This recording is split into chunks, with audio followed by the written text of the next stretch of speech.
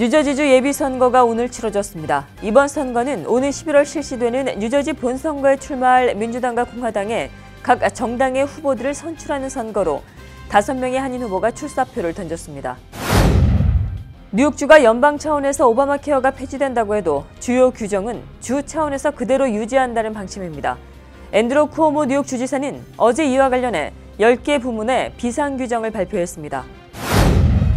올해도 원광 한국학교가 오는 11일 퀸즈 커닝햄 파크에서 뉴욕 어린이 민속 큰 잔치 행사를 개최합니다.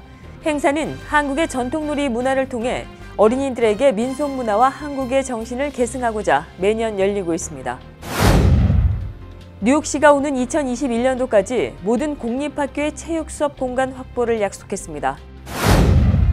코미 전 국장의 증언이 8일 상원 정보위원회에서 열리고 있는 가운데 미 지상파 3사가 이를 일제히 생중계하겠다고 밝혔습니다.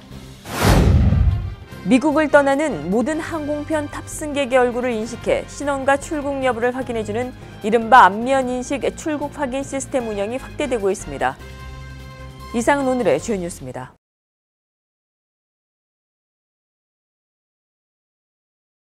SBI융자 전문은행 뉴밀레니엄뱅크가 홈모기지 융자를 시작했습니다. 신속한 진행과 간단한 서류로 내 집 마련의 꿈을 앞당겨 드립니다. Member of FDIC and Equal Housing Lender.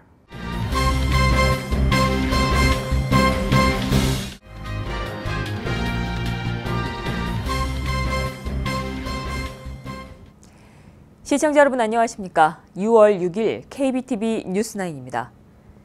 뉴저지주 예비선거가 오늘 치러졌습니다. 이번 선거는 오는 11월 실시되는 뉴저지 본선거에 출마할 민주당과 공화당의 각 정당의 후보들을 선출하는 선거로 5명의 한인 후보가 출사표를 던졌습니다.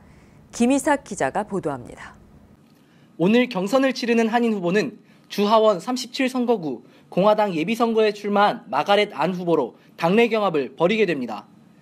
반면 주하원 39선거구에 출사표를 던진 제니정 클러스터 의원과 글로리아 오 후보, 폴윤 후보, 미리암 유 후보 등 민주당 소속 후보들은 당내 상대 후보가 없어 사실상 당선을 확정지은 상태입니다.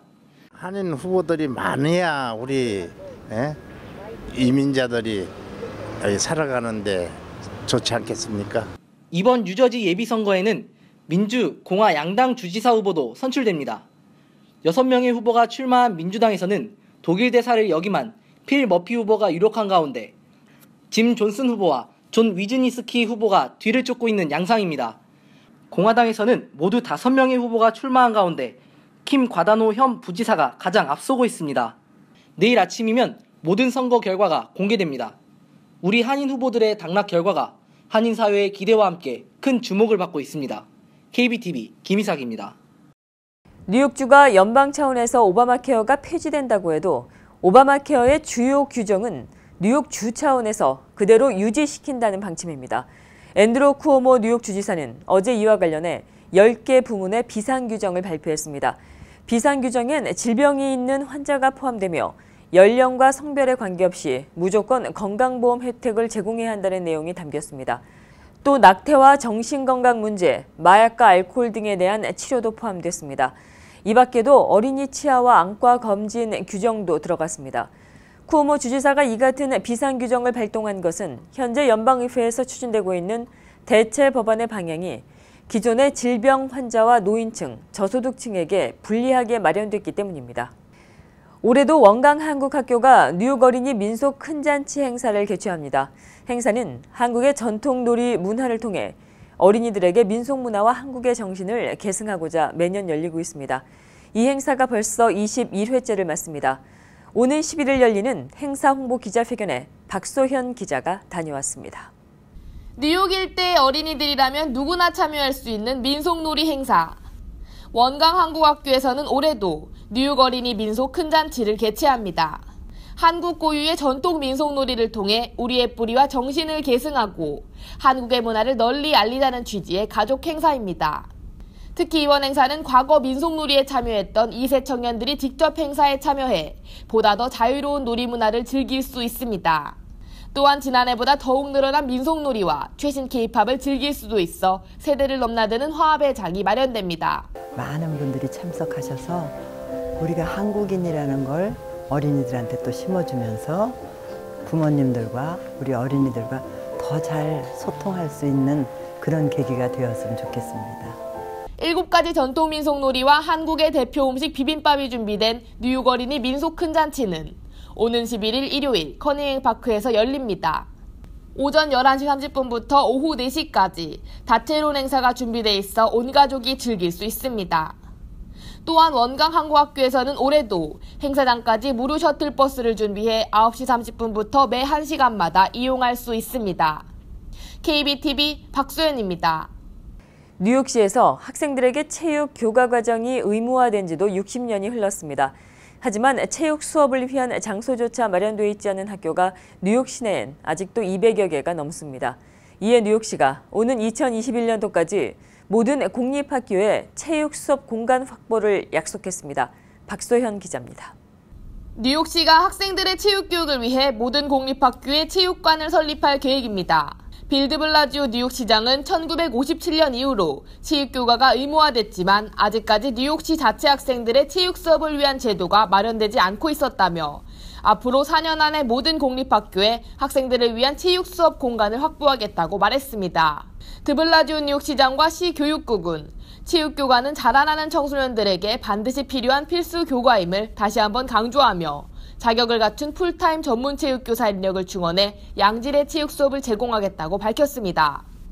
현재 뉴욕 시내 약 200여 개 학교에서는 제대로 된 체육 공간이 확보되지 않아 일부 학교 학생들은 복도에서 체육 수업을 받고 있기도 합니다. 또한 뉴욕시 학교 중 32%는 전문 자격증이 없는 교사가 학생들의 체육 수업을 지도하고 있는 등 체육 수업이 제대로 이루어지지 않고 있습니다. 공립학교 체육관 건립은 단계별로 진행될 예정이며 현재 체육관 건립을 위한 예산 1억 500만 달러가 의회에서 승인됐습니다. 앞으로 4년간 약 3억 8,500만 달러의 예산을 들여 모든 공립학교 내 체육관을 건립할 계획입니다. 한편 뉴욕시에서는 공립학교 학생들을 위한 제도가 계속해서 나오고 있습니다. 뉴욕시는 오는 2018년까지 모든 교실에 에어컨을 설치하겠다고 약속한 바 있습니다. KBTV 박소연입니다. 뉴요커의 평균 크레딧 점수는 680점으로 나타났습니다. 금융정보 사이트인 웰렛허브의 자료에 따르면 뉴요커의 평균 크레딧 점수는 680점으로 4대 크레딧 점수 평가 기관이 각각 산정한 전국의 평균인 669점에서 699점 사이에 들었습니다. 이번 자료에서 뉴저지는 671점으로 뉴욕보다 9점이 낮았습니다. 또 커네디컷은 675점, 매사추세츠는 685점으로 나타났습니다. 또 전국에서 평균 크레딧 점수가 가장 낮은 주는 642점의 미시시피였고 가장 높은 주는 702점의 미네소타로 조사됐습니다. 뉴욕시 소비자보호국이 악덕 중고차 딜러 피해 방지를 위한 홍보 캠페인을 전개합니다. 뉴욕시 소비자보호국은 일부 중고차 딜러들이 잘못된 정보로 소비자를 현혹해서 피해를 주고 있다며 이를 방지하기 위한 공공 광고를 추진하겠다고 밝혔습니다. 소비자보호국에 따르면 이들은 매우 낮은 가격으로 중고차를 판매하고 있고 또 크레딧 점수가 낮거나 없어도 문제가 없다는 식으로 광고를 하고 있지만 실제로 소비자들은 매우 높은 이자율의 융자를 받게 되고 자동차 구입도 딜러에서 팔고자 하는 차량을 사게 되는 식으로 피해를 입고 있습니다. 뉴욕 레드불스 스트리트팀의 독특한 프리스타일 축구 실력을 확인할 수 있는 기회가 마련됩니다. 스포츠 매니지먼트사인 비욘드 스포츠가 오는 7일 오후 7시부터 2시간 동안 유소년 축구 페스티벌을 개최합니다. 이번 축구 페스티벌은 비욘드 스포츠가 프로축구의 명문 뉴욕 레드불스와 유소년 축구 파트너십을 체결한 것을 기념하기 위해서 열리는 것입니다. 행사에는 미 전역에서 유명한 축구 프리스타일러가 참가해 독특한 프리스타일 축구 실력을 선보이며 행사에 참가하는 어린이들은 이들로부터 다양한 프리스타일 기술 등을 배우게 됩니다. 행사는 뉴저지 펠세스 파크 스포츠플렉스에서 무료로 개최되며 일반인들에게도 공개됩니다. 뉴욕시가 소프트 타깃 테러에 대비해 뉴욕시의 각종 퍼레이드 진행하는 동안의 차량 통제를 한층 강화하겠다고 밝혔습니다. 작은 테러도 막겠다는 의지로 풀이됩니다. 박소현 기자가 전합니다. 최근 일반 시민을 대상으로 곳곳에서 벌어진 테러 공격에 뉴욕시가 경계태세를 한층 강화합니다. 뉴욕시는 퍼레이드 진행 동안의 차량 통제를 전면 금지하겠다고 발표했습니다. 그동안은 벤더 차량 등의 통행은 부분적으로 가능했었습니다. 이와 같은 발표는 지난 토요일 60여 명의 피해자를 낳은 런던 테러 공격 직후 발표됐습니다. 빌 드블라지오 뉴욕시장은 뉴욕시에서 열리는 주요 퍼레이드 기간 동안 차량이 거리를 가로지르는 것을 금지한다고 밝혔습니다. 이어 드블라지오 시장은 퍼레이드 동안 경찰을 전면 배치해 작은 테러 위협도 미연에 방지하겠다고 말했습니다. 작은 장소에서 열리는 행사인 경우 뉴욕시경의 재량으로 거리 교통을 통제할 수도 있습니다. 뉴욕시에서는 푸에르토리칸 데이와 땡스기빙 데이 등 기념일마다 수많은 거리 퍼레이드가 열립니다.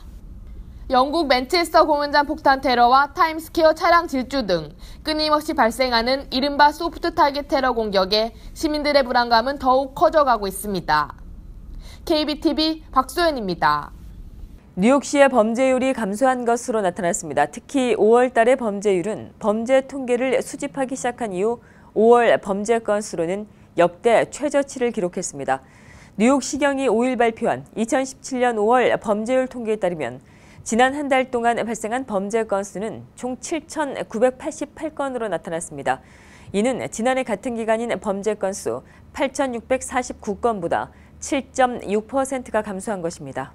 트럼프 대통령의 명운을 가를 오는 8일 코비 증언이 워싱턴 정치권의 슈퍼볼이 될 것으로 보입니다.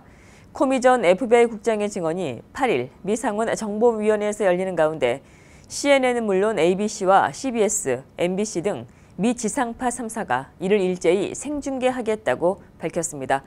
지난해 미국 대선에서 러시아와 트럼프 캠프의 내통 의혹 수사를 제휘하다 FBI 국장에서 해임이 된 코비가 이날 청문회에서 트럼프의 수사 중단 외압을 폭로할 경우에 미 정치권은 폭풍에 휩싸일 전망입니다. 관심사는 트럼프 대통령으로부터 마이클 플린 전 백악관 국가안보부 장관에 대한 친러 의혹과 관련돼 수사 중단 압력을 받았는지와 코비 전 국장의 충성 서약 요구, 또 트럼프 대통령의 행위가 사법 방해에 해당되는지 여부 등입니다. 특히 코미 전 국장의 입에서 트럼프 대통령이 사법 방해를 했다고 생각한다는 증언이 나올 경우에 워싱턴 정국은 일대 파란이 일어날 수밖에 없는 상황입니다. 트럼프 대통령이 어제 항공교통관제 분야의 민영화 계획을 발표했습니다.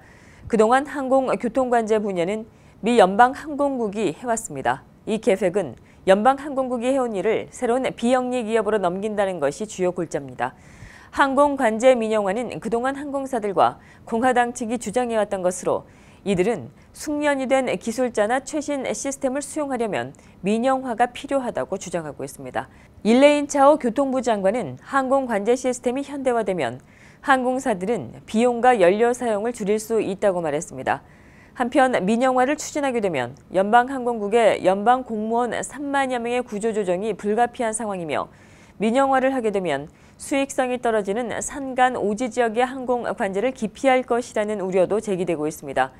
이 계획이 시행되려면 의회 승인이 필요합니다. 미국을 떠나는 모든 항공편 탑승객의 얼굴을 인식해서 신원과 출국 여부를 확인하는 이른바 안면 인식 출국 확인 시스템 운영이 확대되고 있습니다. 연방 세관 국경보호국은 해당 시스템을 지난 2일부터 워싱턴 DC 덜레스 국제공항에서 시범적으로 실시하고 있으며 6월 달에는 보스턴 로건 국제공항에서도 이를 시범적으로 실시할 예정이라고 밝혔습니다. 이로써 안면 인식 출국 확인 시스템은 가장 먼저 시행이 된 하트필드 잭슨 애틀란타 국제공항을 포함해 미 전역 3개 공항에서 운영됩니다.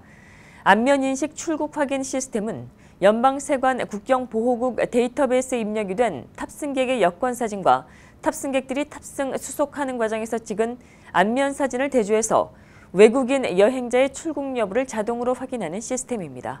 이번 중동 국가들의 카타르 단교 사태에 대해 전 세계가 주시하고 있습니다. 특히 중국은 대규모 경제협력 프로그램 1대1로 사업에 영향을 미치지는 않을까 우려하고 있는 모습입니다. 김희삭 기자가 보도합니다. 중국의 걱정은 이번 사태가 현재 심혈을 기울이고 있는 1대1로 경제협력 사업에 자칫 영향을 주지는 않을까 하는 겁니다.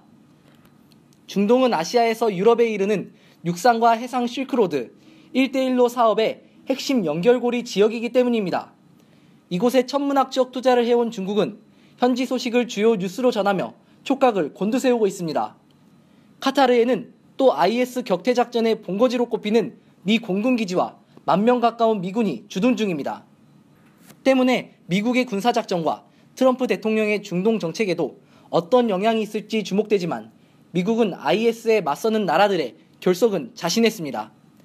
I do not expect that this will have any significant impact on the unified fight against terrorism in the region or globally. 러시아에도 우려를 표하면서 대화를 통한 분쟁 해결을 촉구했습니다. 자원과 물류, 군사 등 수많은 요인이 얽혀있는 중동에서 촉발한 이번 갈등을 보면서 불똥이 자국으로 튀지 않을지 세계가 주목하고 있습니다. KBTV 김희삭입니다. 한 슈퍼마켓이 뉴욕 시내에 팝업 전시로 등장했습니다. 이 가게는 얼핏 보면 일반 식료품점 같지만 자세히 보면 모든 제품은 펠트 작품입니다. 어렸을 적의 인형놀이를 연상케 합니다. 신기한 슈퍼마켓 박소현 기자가 소개합니다. 뉴욕시의 신기한 식료품 가게가 등장했습니다. 영국 예술가인 루시 스페로우는 이 식료품 가게를 모두 펠트로 꾸몄습니다. 과자부터 음료수, 심지어는 계산대까지 모두 펠트로 제작했습니다. 얼핏 보면 실제 먹을 수 있을 것 같지만 자세히 보면 부직포와 솜을 사용한 펠트입니다. 펠트로 가게를 꾸민 스페로우는 왜 이런 예술을 선보였을까요? So I wanted to create this all-encompassing art experience of a bodega which is completely disappearing in New York City. And I've recreated this in felt. 이 가게에는 9,000가지의 물건들이 전시돼 있습니다. 작가인 스페로우가 하나하나 손으로 모두 만들어 총 9톤 가까이 되는 펠트 작품을 4대의 비행기를 이용해 가져왔습니다. 스페로우는 어린 시절 자주 가지고 놀던 인형 소재인 펠트가 사람들의 향수를 자극해 더욱 과거를 느낄 수 있다고 말합니다. 작가 스페로우는 동네 슈퍼에서 만나 인사를 하는 이웃이 줄고 각박한 사회가 된 것이 안타깝다고 말합니다. I think we're all leading such narrow lives that we're living online rather than actually in the present. 이 팝업 전시장에 있는 모든 물건은 구매가 가능하며 전시는 맨하탄 스탠다드 호텔 옆에서 이번 달까지 선보일 예정입니다. KBTV 박소연입니다.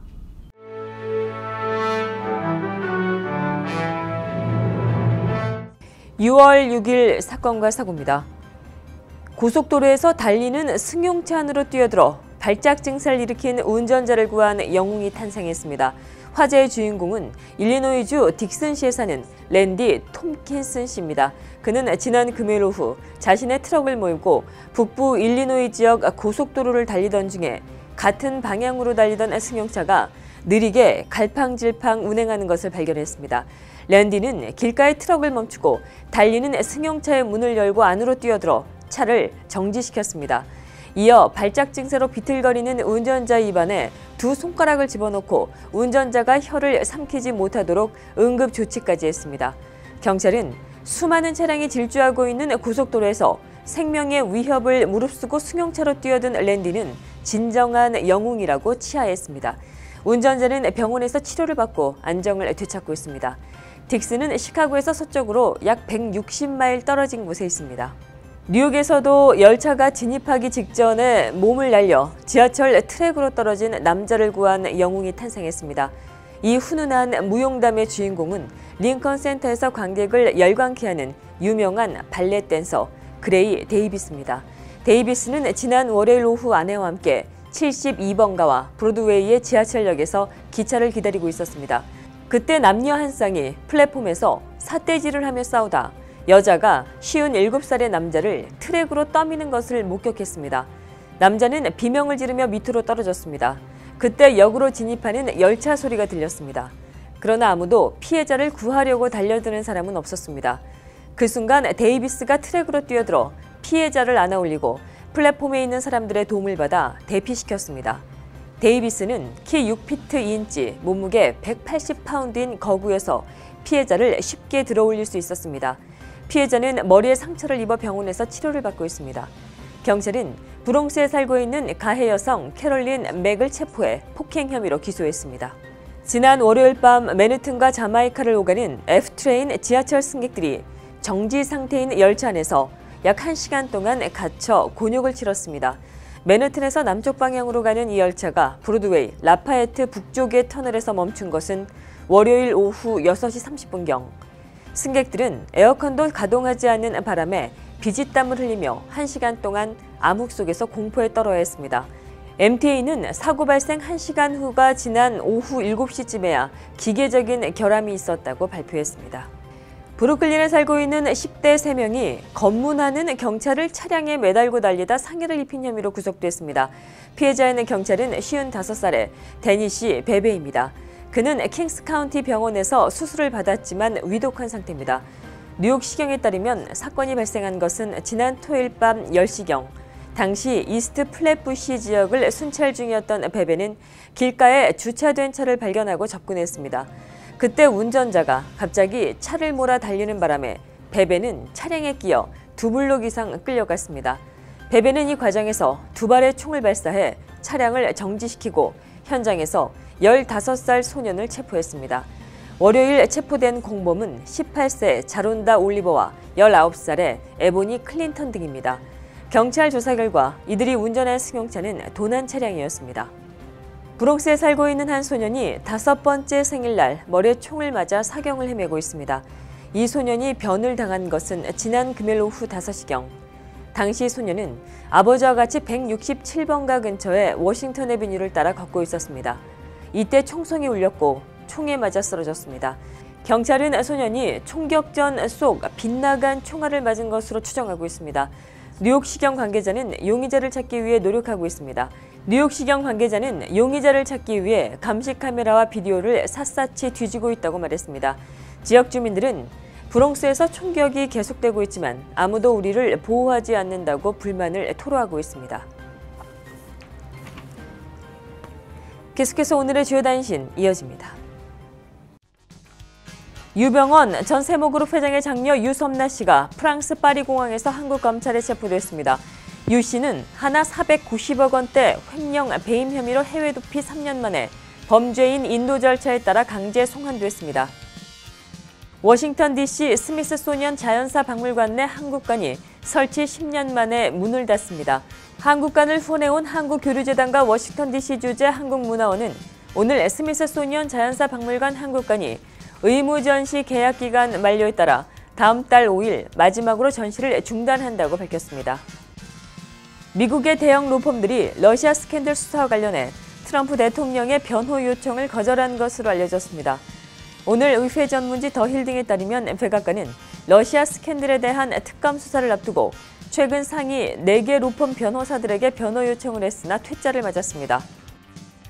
지난해 미국에서 약물 과다 복용으로 인한 사망자 수가 62,497명에 달하는 것으로 추정됐습니다.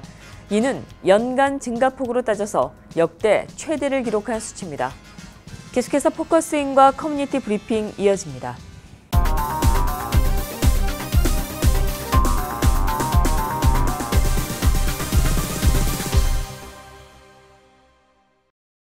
네, 오늘 포커스인 김동석 시민참여센터 상임이사님 모시고 진행하는 시간입니다. 안녕하십니까? 안녕하세요. 네네. 이사님, 트럼프 대통령이 첫 번째 해외 순방을 마쳤습니다. 어떻게 평가를 좀 하시나요? 관심 사항이었습니다. 네네. 미국뿐만 아니라 전 세계의 여론, 전 세계. 왜냐하면 미국의 대통령은 세계의 대통령이고, 미국 대통령이 잘못하면은 세계가 다 불안해지고, 지금 세계가 좀 그렇습니다. 예상했던 대로, 트럼프 대통령 석 달 열흘 만에 그 해외 순방했는데, 참 미국의 이를테면 지식인들 뿐만 아니라 일반 시민들도 그렇고, 좀 미국 대통령으로서 좀 보기가 좀 창피하다. 이렇게 표현하는 게 이제 지금 미국의 모든 시민들이 트럼프 대통령 해외 순방한 거에 대한 그런 생각이고 여론이 이제 그렇게 됐습니다. 대개 정상들은 좀 품격이 좀 있게 만나죠. 되게 만나고 어떻게 보면 서로 좀 배려하려고 그러고 양보도 하고 분위기도 좀 잘 맞추고 그러면서 서로 이해관계가 다르지만은 어떻게 해서든지 노력해서 조율이 잘 돼서 세계가 평안하게 가야 된다. 이런 생각을 갖고 모이기 때문에 그렇게 되는데, 이번 트럼프 대통령이 그 G7, 그러니까 유럽 서방 선진 7개국 정상 모임에서도 굉장히 좀 좌충우돌했고요. 그다음에 그 나토 회원국 회담에서도 정말 이런저런 얘기가 많이 나올 정도로 그냥 그 갈팡질팡하기도 하고 대통령으로서 유지해야 될 품위도 못 지고 그래가지고 사실 좀 창피하고 그런 부분들은 많았는데 뭐 예상 못했던 건 또 아니기 때문에 그냥 이렇게 이제 아주 결정적이고 큰 돌이킬 수 없는 실수 같은 거는 없었기 때문에 그래도 그래도 다행이다 이렇게 생각하지 않았나 이렇게 평가할 수 있습니다. 그 로비스트와 관련돼서 굉장히 좀 관대한 법안이 나왔다는 얘기가 있습니다. 어떤 내용인가요? 대개 미국에서의 이제 정치권과 다른 분야의 그 관계 속에서 이익 관계를 관철시키기 위해서 이해관계가 직접 있는 사람들은 정치인들 만나는 중간에 있는 게 로비스트 에이전트들이라고 합니다. 그러니까 일반 사회에서 브로커 역할을 하는 사람들이 그 로비법에 등록돼 가지고 합법적으로 활동을 한다. 정치인한테 가가지고서 이제 그 관계를 맺어가지고 이해관계를 관철시킨 로비스트인데요. 대개 이 로비스트들의 산업이 미국은 큽니다. 합법적이고 그리고 굉장히 인기 있는 직종이고 돈도 많이 벌고 그렇습니다. 그렇기 때문에 대개 로비스트들이 캠페인에 선거에 많이 관계하죠. 선거를 해가지고서 당선되는 데에 기여를 해야 하면은 당선된 다음에 이제 이 사람 영향력을 가지고서 이해관계를 관철시키죠. 그렇기 때문에 백악관 안에는 로비스트들이 백악관에 그 고위직의 관료로 들어오는 거에 대해서 제한이 심했었습니다. 그러니까 이제 트럼프 대통령은 원래 유세 때 유능하고 전문적인 지식을 갖고 있는 로비스트들을 활용을 해서 워싱턴에 부패된 정치권을 바꾸겠다. 이게 이제 트럼프의 선거 구호였었습니다. 그러면서 백악관 들어갈 때 자기 측근들은 다 로비스트를 데리고 갔습니다. 로비스트 전력이 있는 사람들. 뭐 지금 비서실장도 그렇죠. 그다음에 제일 가까이 있는 그 버넨이라는 아주 인종주의적인 그 자문위원도 그렇죠. 그다음에 자기 사위도 그 비즈니스를 하면서 한때는 에이전트 역할 같은 롤을 했던 사람들이지. 이런 사람들이 백악관에서 일을 하도록 백악관의 윤리위원회의 규정을 좀 바꿨습니다. 그런 어떤 로비스트들은 백악관에서의 그런 규정에 저촉되지 않게 대통령을 보좌할 수 있다. 이렇게 이제 바꿔놨기 때문에 오히려 일반 서민층에 속하는 시민들은 좀 긴장도 되고 좀 걱정도 되고요. 오늘 뭐 이 로비스트들이 정치권에 영향을 많이 갖게 되면은 뻔한 거죠. 러시아와의 내통설도 러시아와 관계 있는 회사들, 러시아와 무역을 하는 크게 돈을 버는 회사들의 이익을 위해서 일하는 로비스트들이 트럼프 캠프에 관여돼 가지고서 러시아 대사하고서 내통한 거 이런 게 불거져 가지고 지금 이런 상황이 됐으니까요. 그래서 시민들이 아주 눈여겨보고 감시하고 그래야 할 부분이라고 봅니다. 네네, 그렇군요. 2월 말로 지금 한미 정상회담이 지금 예정이 돼 있습니다. 이와 관련돼서 우리 상임이사님께서 뭐 관련돼서 조금 일을 하고 계시다는 얘기를 좀 들었는데요. 네, 어떻게 좀 예상하시나요? 그건 뭐 처음이 아니고요. 원래 한국에 대통령이 들어오면은 우리가 한 10년 이상 미국 연방의회에서 일을 하다 보니까 연방의회에 한국과의 관계되는 면을 다루는 연방의원들과 관계가 괜찮고 관계를 많이 하고 있기 때문에요. 우리들 의견을 내는 거죠. 지난번 이 방송에 나와가지고 해외 동포를 이런 힘이 있으니까 이용하고 활용하고 뭔가 이렇게 통제하려고 그러지만 말고 한국 정부는 정책적 파트너로 삼으면은 국가 경쟁력에 있어서 어마어마한 역할을 한다라는 걸 우리가 많이 얘기했잖아요. 그런 거를 이제 많이 듣고 그 미디어를 통해서 보니까 정상회담 준비하는 사람들이 의견을 물어보면 의견을 내고 그렇게 역할을 좀 뭐 하는 거죠. 그런데 그 6월 말로 예정된 아마 19일인가 아직 세팅은 안 됐습니다. 공개적으로. 근데 그 정상회담을 예측하기에는 좀 높낮이가 있습니다. 아젠다를 구체적으로 트럼프 대통령이 잘 이해하고 있으면은 이게 무난하게 첫 정상회담이 가겠는데 아시겠지만은 한쪽 파트너인 트럼프 대통령이 어떤 아젠다에 대해서 깊이 있게 진지하게 아주 난리지를 많이 갖고 있는 게 아니라 좀 즉흥적이고 충동적인 반응을 보이기 때문에, 그렇지만은 미국 대통령이니까 대통령의 발언이나 분위기가 금방 여론으로 확산되니까 걱정은 되지만은 지금 준비되는 상황으로 봐서는 양 국가가 전통적인 동맹 관계를 확인하는 데는 문제가 없지 않겠는가. 그리고 두 번째는 가장 첨예하게 나오고 있는 이제 사드에 관한, 네네. 한국의 사드라는 미군 기지에 미군 무기가 들어가는 거에 대해서 한국이 어떤 모습으로 이걸 받게 되는가, 그거를 한국의 대통령이 트럼프 대통령하고 어떻게 언급이 돼가지고 어느 선까지 얘기를 할까. 여기에 지금 이제 관심이 집중돼 있죠. 개인적인 의견으로다간 한 번에 많은 것을, 그리고 한 번에 내 입장은 이렇다, 이렇게 얘기할 일은 없다. 그렇게 할 필요는 없고, 그냥 미국과 한국과의 이 전통적인 동맹관계 속에서 이것만 잘 붙들면 풀지 못할 문제가 없다. 이렇게 확인만 하고서 구체적인 거는 실무자들끼리 놔두고서 좋은 인상만 주면은 이제 다음번에 정상들이 인사를 했으니까 다른 통신수단이나 또 만나가지고 풀 수 있지 않을까. 좀 성급하게 했다가는 좀 위험하다. 이런 제 의견을 내고 싶습니다. 네, 그렇군요. 예, 잘 들었습니다. 네, 김동석 시민참여센터 상임이사님이셨습니다. 고맙습니다. 감사합니다.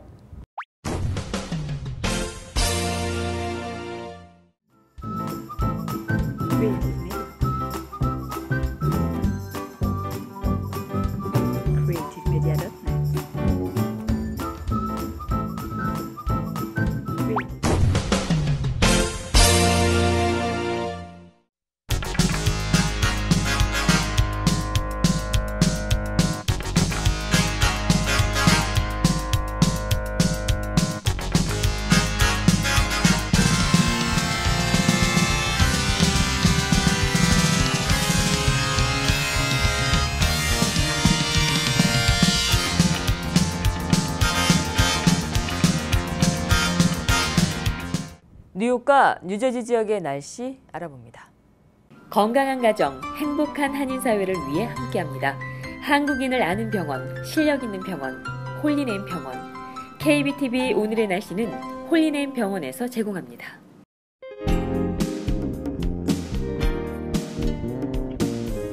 오늘도 뉴욕 하늘은 하루 종일 흐렸습니다. 기온도 최고 59도에 그쳤는데요. 소나기는 밤까지 내리다 그치기를 반복하겠습니다. 내일은 낮 동안 하늘에 비구름이 남아있어 이른 오후 짧게 소나기 내리는 지역 보입니다. 하지만 구름은 오후부터 점차 거쳐 밤하늘은 청명하겠습니다. 기온은 최고 67도, 최저 53도입니다. 목요일은 늦은 밤 약한 소나기 소식 예상되지만 대체로 맑고 기온도 71도대로 무난한 하루 되겠습니다. 이번 주말과 다음 주 한 주간은 대체로 맑겠습니다. 주말 사이 기온이 80도까지 올라가니 더위 조심하셔야겠습니다. 내일 낮까지는 하늘이 대체로 흐립니다. 기온도 다소 떨어지오니 옷차림 신경 쓰셔야겠습니다. 오늘의 날씨였습니다. 건강한 가정, 행복한 한인사회를 위해 함께합니다. 한국인을 아는 병원, 실력 있는 병원, 홀리네임 병원. KBTV 오늘의 날씨는 홀리네임 병원에서 제공합니다.